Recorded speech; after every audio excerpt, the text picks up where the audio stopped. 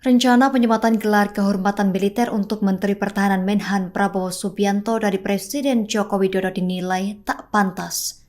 Hal tersebut disampaikan Direktur Eksekutif Imparsial Gufron Mabruri pada Selasa 27 Februari 2024. Gufron menilai rencana penyematan pangkat Jenderal Kehormatan atau HOR kepada Menhan Prabowo dianggap hanya wujud transaksi politik yang dilakukan Presiden Jokowi.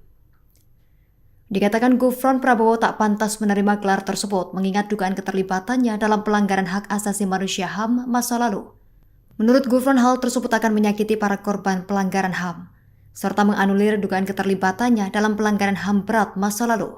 Gufron menegaskan pemberian gelar Jenderal Kehormatan bagi Prabowo yang sebelumnya diberhentikan dari Angkatan Bersenjata Republik Indonesia atau ABRI merupakan anomali.